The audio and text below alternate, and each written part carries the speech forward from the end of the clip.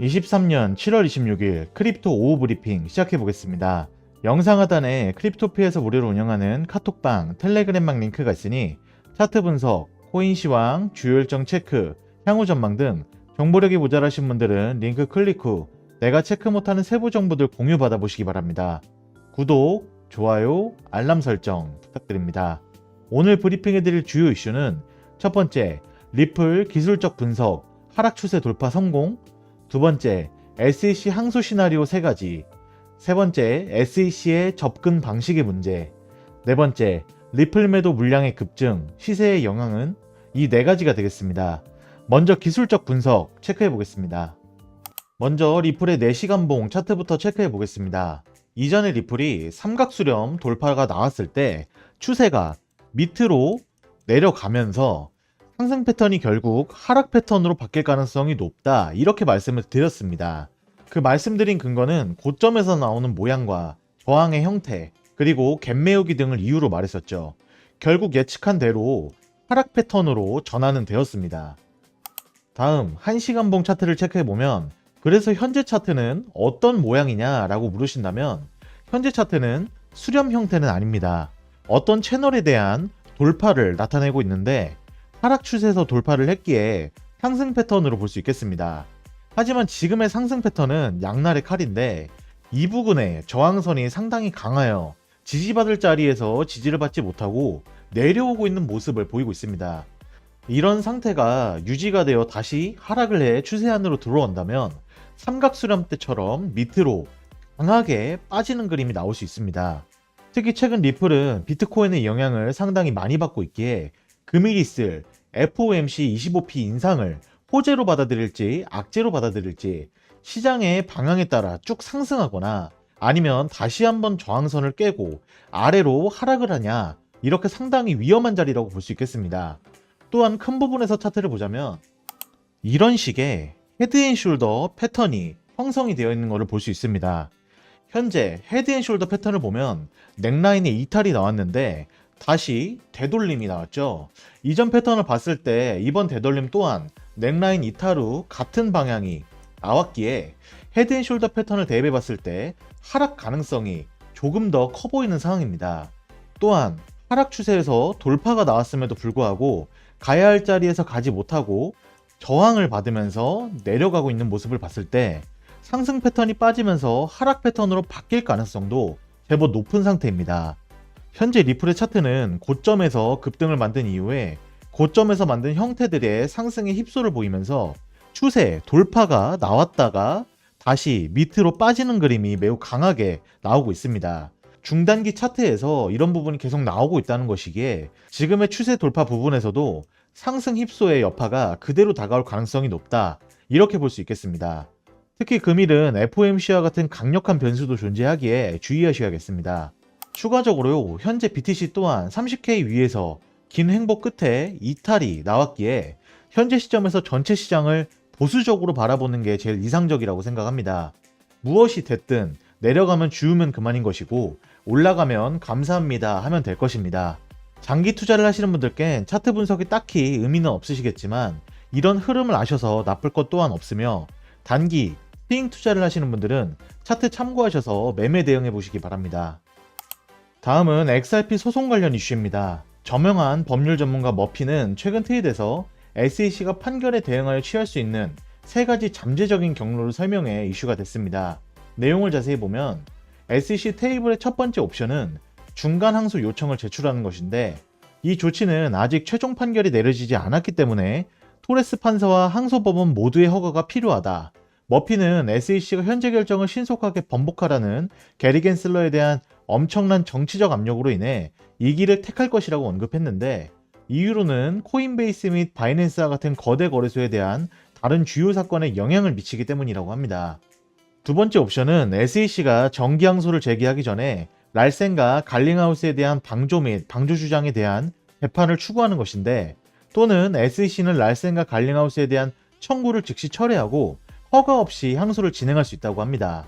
마지막으로 현재 이 가능성에 대해 회의적이지만 합의를 할 가능성도 높다고 합니다. 그는 SEC가 리플과 합의하는 것을 주저할 수는 있다고 지적했는데, 이유는 이렇게 리플과 합의를 하게 된다면 SEC의 규제권이 약해질 것이고 그들이 그렇게 싫어하는 판례라는 것이 남기에 주저할 가능성이 높다는 것이죠. 이러한 세 가지 가능성에 대한 의견이 나올 때 스튜어트 알데로티 리플 최고 법률 책임자가 테크크런치 팟캐스트를 통해 리플은 법원 판결에 대한 SEC 항소 가능성을 배제하지 않고 있다 라고 밝혔습니다. 그는 우리는 법원의 판결이 옳았다고 생각하며 항소법원 역시 이를 인정할 것이라고 생각한다 라고 전했죠. 리플 또한 정말 혹시나 모를 항소에 충분히 대비를 하고 있는 모습이고 SEC 항소 시나리오도 몇 가지 경우의 수가 없기에 지금 당장은 리플이 굉장히 유리하다 이렇게 볼 수 있겠습니다. 다음은 SEC의 접근 방식이 잘못됐다는 이슈인데 마크 큐반이 SEC가 테라폼레스와 권도영 대표 사실을 언급하며 SEC가 리플 사건 판결이 잘못되었다고 주장한 것을 비판했습니다. 큐반은 XRP는 증권이 아니며 리플은 이를 분명히 밝혔다. 증권의 목적은 증권이 되는 것뿐이다. 디파이, 중앙화거래소 구매자와 관련 구매자의 특정 상품 구매 이유를 알 수 없다. 하지만 블록체인을 살펴보면 토큰의 유용성 기반 거래가 존재한다는 사실을 알 수 있다. 또 그는 현재 SEC의 미션이 개인 투자자 보호가 아니라는 사실을 유일한 합리적 결론으로 제시할 수 있다.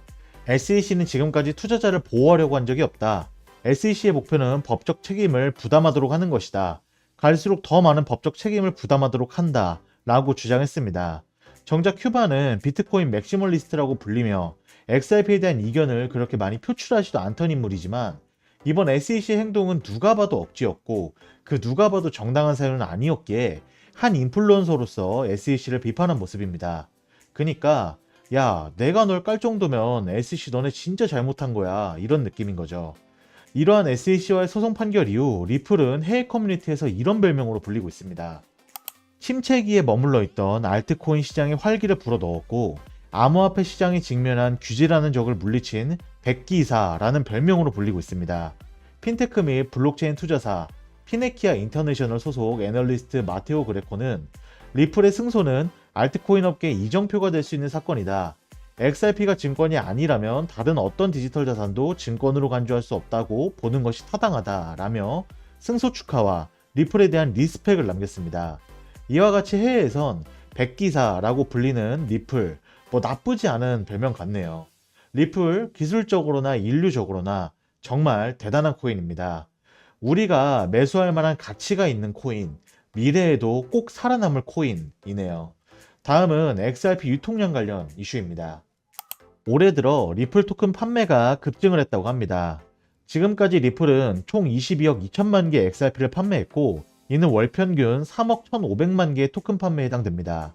이에 비해 2021년 XRP 판매량은 연간 20억 개, 월 평균 1억 6,600만 개로 집계됐는데 2022년 연간 판매량은 27억 5천만 개, 월 평균 2억 3천만 개로 밝혀졌습니다.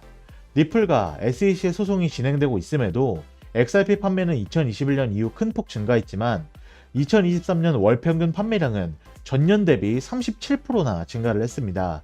그래서 이게 XRP에게 어떤 영향이 있나 이게 제일 핵심인데 리플의 토큰 판매 증가는 XRP와 XRP 커뮤니티의 긍정적인 뉴스이자 부정적인 뉴스로 간주되기도 합니다.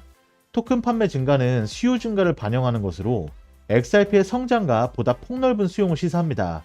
특히 XRP 토큰 수요가 주로 기관 투자자들로부터 나왔다는 사실이 핵심인데 이는 XRP의 사용 사례가 암호화폐 공간을 넘어 확대되고 있음을 시사하죠. 다만 XRP는 디플레이션 메커니즘이 없기에 현 상황에서 토큰의 유통량 증가는 XRP의 가치를 떨어뜨릴 수 있기에 이 부분도 참고하시길 바랍니다. 이상 오늘 브리핑해드린 내용을 간단히 한 줄 요약해드리면 첫 번째, 리플 하락 추세에서 돌파를 했지만 FOMC와 강력한 저항선을 뚫기는 어려워 하락 가능성이 크다. 두 번째, 리플 SEC 항소 준비를 충분히 대비 중이다. 세 번째, SEC 오늘도 1패 추가. 네 번째, XRP의 판매 증가는 수요 증가, 개인뿐 아니라 세력들 또한 매수량이 늘었다. 이 정도로 정리가 되겠습니다. 이상 금일 리플 XRP 브리핑은 마무리가 되었습니다. 금일 브리핑해드린 정보와 차트 분석, 코인 시황, 주요 일정 체크, 향후 전망 등 정보력이 모자라신 분들은 영상 하단의 고정 댓글에 문의하시면 무료로 운영하는 카톡방 및 텔레그램방 안내를 도와드려 실시간으로 체크하실 수 있게 도와드리겠습니다. 감사합니다.